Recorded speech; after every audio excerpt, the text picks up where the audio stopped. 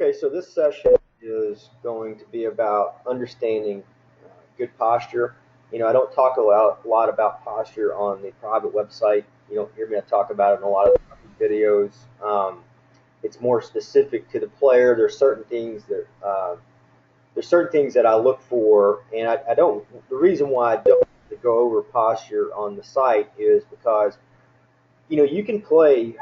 Um, you can play without really high level golf without good posture. Our site is dedicated to raw timing. It kind of gets away from the grip and the posture and the basic fundamentals and so forth, because timing does, as it proves every week, it's everything. Because there's a lot of ways, different ways to set up. There's a lot of different ways to aim, a lot of different ways to swing. But you have to have, whatever you choose, you have to have great timing. And so, but I do believe in posture. And there's three parts that you'll hear me talk about: the glutes, the core, and the thoracic part of the spine.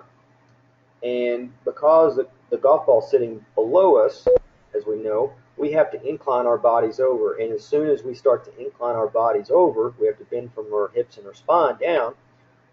What starts to happen is you start to see a lot of the nuances that you don't really pay attention to when somebody's standing up vertical, even though most of the time it's the same issues. It just gets more exposed when people start to bend in that direction. So let's just go ahead and get started here. So when I look at, this is Justin. Justin's a taller player, so he's going to have he's got a pretty neutral bend. Some would call that a lot. Some would call that neutral. I consider it, for him, I consider that perfect posture. If I said if it was any better, he's got a little bit of roll in the middle of his spine, but in his pelvis, it's hard to tell exactly from here. He could push his pelvis a little more forward this way, but you're talking very little. It's very, very, very good posture. So, but what we're going to do is we're going to go over. So when you look at your posture, so when you're analyzing your videos, and that's part of when you're doing this online program. The reason why guys do so well that have been in the program is they find themselves. They look at the fundamentals. We do the references like we're doing here, and they go and they look at their videos and they analyze it, and then they go and train on it and work on it a little bit, and they go apply it on the golf course.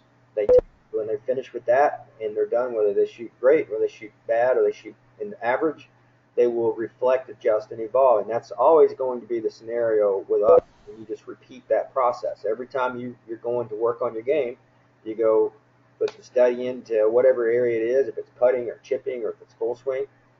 You start to, you go train it, and then you go apply it on the golf course, and then you reflect, adjust, evolve.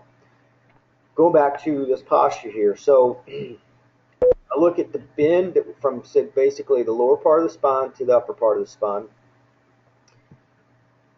Then we look at the pelvic tilt that you'll see right here. Now, and this is again with somebody that's very high level. We look at the knee flex relative to the angle of the foot, what part of the foot it's angled towards. So you can see there it's more of the arch of the foot, which is really good. And then the last thing that we look at is, and this again, this would be more in the swing, but like the depth that they maintain in their entire golf swing. And those are really the primary things that we look for. Now, you're looking at somebody that looks great here, so I'm going to erase this. I'm going to show you what typically we would see. And I'm going to hopefully I can get some of the get some players on here where I can show you either some befores or just pull some guinea pigs out there and let them some regular 80, 90 shooters, get them on video so you can see a typical posture of a high handicapper.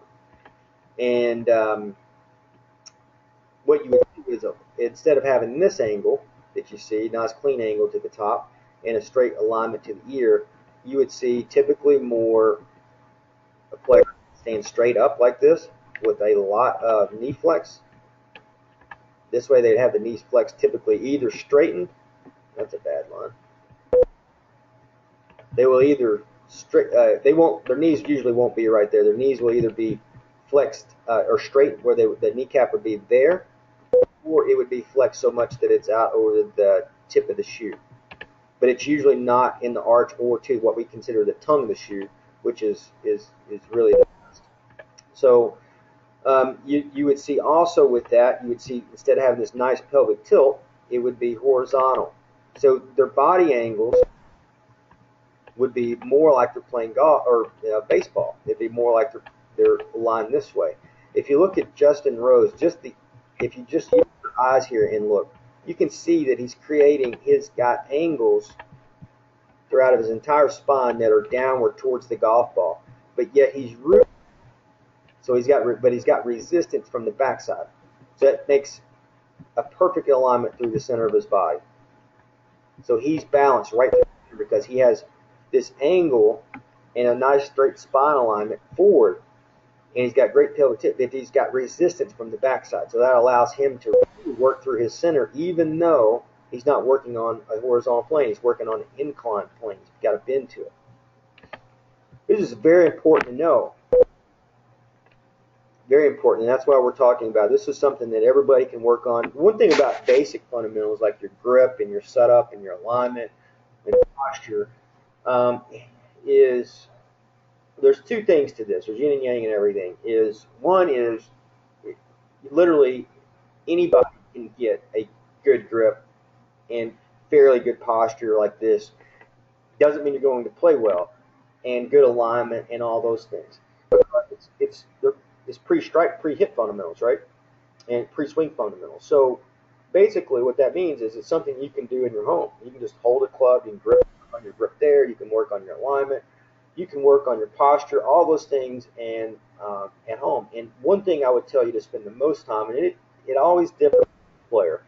I mean, if this is most of the players that come to us have been playing golf for a little while, and they're typically on this they'll 90, 100. We got some 80s players. We got some low 70s players. We got a European Tour player that's on the online program that I train with. So there's a big variance, but the mass majority are golfers that have played a while and struggle. So they're not just raw beginners that don't know how to hold the club and so forth and this and that. But the great thing about pre-swing fundamentals are that you can do them at home, and just you can get really good at them if you want to get really good at them. It doesn't necessarily mean because you have a good grip you're going to hit it good. You have good posture. Good. I will say this: that the better connection you get with your hands, it's going to give you. It's not going to hurt you. That's for sure. And the better your posture gets, it's certainly not going to hurt you. And in my case, I believe the golfers that we're talking to, the ones listening to this, it is more important for you to focus really on your posture. I would even say the grip at this point. Now, that's all. These are generals, right? So this isn't specific. And if I see somebody that has their hands all over the place, it's relative to the player at the end of the day. But posture is something that is so much harder. And I'm not talking about alignment. I'm not talking about where they're aiming. I'm talking about getting their body to face the golf ball in a square alignment. I'm talking about the bend in the posture, like how the core should get active through good alignment from the lower lumbar of this part of the spine to the upper part of the spine, and so you have resistance again on the back side of the body, but also the angles that you need on the front. I think those are very important, and that's why we're talking about them today. So I'm going to show you different plays here. This Francesco Molinari, very good ball striker. Different posture, different height. So here you got Justin Rose, big tall guy. You got Francesco Molinari, a lot shorter, kind of Ian Woosnam, if you will, if you're an older generation. That is just difference. But if you look at the same things we're looking at, you'll see a nice pelvic tilt from here. So the body angles, his pressures are going the same way. Okay, so if you look at the body angles relative to that, he doesn't have as much knee flex because he doesn't need it. Same thing, he's got resistance in the back. So now these guys have different golf swings. So if you look at as he goes to the top of the swing, both world-class ball strikers. He's got the club what we consider a front, which is more on top of the right shoulder. That's where Tiger Woods was in 2000. And then you've got Justin Rose that has the club. And this is an older video. I'm not sure exactly how old, but it's the club's a little more behind. You look at the butt of club relative to the shoulders, a little more behind. Still, I mean, gosh, I would all my players swung like that, life would be easy. But they swing usually relative to their postures and so forth, and then they swing relative to what their body's going to allow. Justin has a tremendous amount of thoracic mobility, and so does Francesco. And most great tour players, if they don't, they better acquire, because they'll have to really compensate around the spine, and they certainly can, because they, what trumps all is the hand to club relationship we talk about. So I just wanted to show you a couple different postures here. Very similar in a lot of ways, but different. And that's what you have to do. Once you make sure your body angles are in the right areas for your height. If you're taller, you're going to be, you still have bend here, and you still have the pelvic tilt. You just may have to have a little bit less knee flex, but you want to feel like you're rooted on all 4 points. Now from here, you can only see this rear view side, but there should be resistance if you went to push your left side, the right side, forward and back. There's resistance there, but their arms are relaxed. So you're not resistance in their arms. It would be resistance in their body. Would be connected and rooted together and ready to swing. Most people, when you go touch them, their body will just fall over, left, right. They'll just go there, or they lose all 4 points. And so you want resistance in all 4 points. So, and that will take a certain amount of posture to be able to do. So just remember looking at it, look at the way your pelvis sets up. Is it level? Is your pelvis tilted? Do you see a roundness? This is really common. You see a big rounded part, curve in the middle of the spine. That's typically because, again, the pelvis is shifted forward, and the players will bend from their neck down. They tuck the chin way down. Sometimes you'll see the opposite. You'll see players that they stick their rear end way out like this. They have this big curve in the bottom part of their spine, which causes a lot of injuries as well. Typically, it's the better players do that. If you see that, you want a neutral spine, which is just getting the spine to be flat here, which is you would have to angle your hips, push your pelvis, just barely inch it forward that way, if you have that. So now we're going to face on here. So good face on to look at is Dustin Johnson, if I can find it.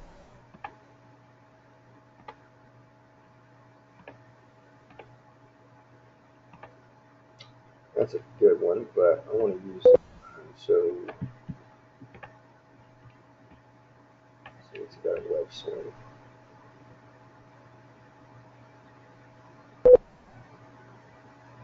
There it is. Okay, so this is Dustin Johnson. And so if you look, he's swinging a wedge here. So again, your foot alignment, when you're lined up, your feet don't have to be lined up square. I'm not suggesting you definitely don't want to line up to the right a whole lot. If anything, slightly open left of your target, or just open if you're a left-handed golfer listening to this, slightly open. But your body alignment, your shoulders, your knees, and everything to point facing the golf ball. So we know our direction is going to be this way, but put that perpendicular to that. So we know we're going this way. But we want joint alignment here. So if you pull that left foot back, don't open up your hips and your left shoulder. You would square it up to your target. And that is very important in my opinion. When he's set up here, he has pressure going into his toes, not from knee flex. We're actually just using his toes and learning how to kind of root the ground with your feet without squatting. There's an art to that, and you can do it. You can call it talonized toes. If you kind of claw your toes against the ground, you'll feel that rooting pressure. Don't try to squat and get a lot of pressure in the ground. That's not what we're looking for. Like we talked about earlier, we don't like it to cross the arch of the foot. We do not want it to be up to the toes. We don't really want it to be straight. From the tongue of the shoe to the arch is good, and it'll typically, you turn to the top of your swing, the knee will lose a little bit of its flex, just a little bit, and it'll go towards the tongue of the shoe. If you will here, so if you look, he's got very level shoulders. We'll show that. So you can see here, this right shoulder is certainly lower There's a little angle just like that, but it's fairly level and general. He's trying to be square as he can here. The only reason why there is no tilt at all is because his right hand is on the club, and that's below the left hand for our grip. If both hands were equal, he would have really just the shoulders would be completely level. We typically see players, with their shoulders way open at address, way closed, their right elbow way over their left arm in the down the line view, or too much tilt with their body here, their right hip sticking out. You'd be surprised if you took a face-on view and you just analyzed it, relative to this video, and you look at it and say, wow, I don't look like that. And most don't feel bad. You should, in my opinion, get your body to look like that the best that you can when you set up a golf ball. So you know that down the line, but you'll look at even the knee positions. You'll see players where their right knee is way over here, their left knee's kind of called out, or they're bow-legged, or their knees are pinched inward, or there's just all kinds of things. You have to use your own eyes and call mimicking, where you just mimic. The best way to learn is mimicking. So, when I was talking about earlier, is there's 4 points of resistance. So if you push him on this side of his body, he can resist you. You push him on this side of the body, he can resist you. You push him on this side of the body, he can resist you. And if you push him on this side of the body, you resist all 4 points. And that's because of, one, the down the line picture that you saw, but also the ability to, he has great joint alignment through his entire body. And he's got the pressures into the balls of the feet there, and he's got that resistance there. So that's what creates that. That really covers it on posture. Now we're going to go into, since we're here, we're going to look at Dustin Johnson, and I love Dustin Johnson's golf swing, and I've been asked several times, like, would you change what he does with his wrist position at the top and the clip face? And the answer would be, you would have to be a lunatic. You'd have to have lost your mind to change anything that has to do with club face in his golf swing. And Butch Harmon knew that, and that's why Butch Harmon was his coach. Because if somebody would have came in there and reworked that club face and did all this work on this and that in his normal routine, you basically taking a thoroughbred and making him a donkey. And that's exactly what happens. And so you have to be very careful when you're dealing with these high level. He is a high level athlete, not only just as far as golf is concerned, but in other sports. But this is somebody that swings the club correctly as well. And it goes to prove that the club face positions and all these positions and so forth are really irrelevant. Like we talked about, what's essential in the downswing, that's keeping the club behind the hand and keeping the club up in the air and the body circling. And they get this connection between, when you learn how to connect the two together, then it's that the flow of the golf athlete that comes out, and that's all it is. Simple. So we're going to take it up to the top of the golf swing. So if you can picture his spine here, go up to the top, and you can see how stable he stays over the golf ball, but he gets a tremendous amount of, most players, if they stay this stable with their lower body, when there's not a lot of rotation here, that with that much width that he has away from himself right here, that would be as far as they could go in a real golf swing. That's it. You're looking at it. So they would basically, when you look at the measurement of the thoracic, being able to rotate through the thoracic spine, that'd be it. And then they couldn't play. They wouldn't have enough. So they have to kick out their hips, and that's okay to do that. But that's just from, again, lack of mobility through the thoracic part of the spine, which you hear me always talk about. This mobility in the back part of the spine, right in the middle of the back. So if you look, he gets all the way to the top here of his golf swing. He maintains, obviously, spine stability. He's still behind the ball, but he's on top of the ball. And if you look at the quality, I like to draw this line from right over here to the middle of that back. You look at that, how much rotation is through that. That's incredible. You don't see anything popping out. He hasn't lost stability either way. And then if you look at the joint alignment from the first toe, the big toe, the first toe, this. And if I had, and you don't have to be here to be a great golfer. And I'm not saying that. I'm just saying, if you can do this, if you can train in the gym, you can get your body to do this, or you already naturally do it, you're going to have an advantage, or you currently have a massive advantage on anybody that plays relative to your skill set. You have a great opportunity to get better. if you're tight in these areas, we have to start to give up in certain areas. In the hips, the lumbar spine, we might have to give up in range of motion. Obviously, like he's got a long range of motion here as well. But that's why it's so important to have good core stability, good core strength, good hip stability, and then thoracic mobility. And those are the keys for it. I know that's a lot, but those are when you go if you're trying to improve your game, which most people are.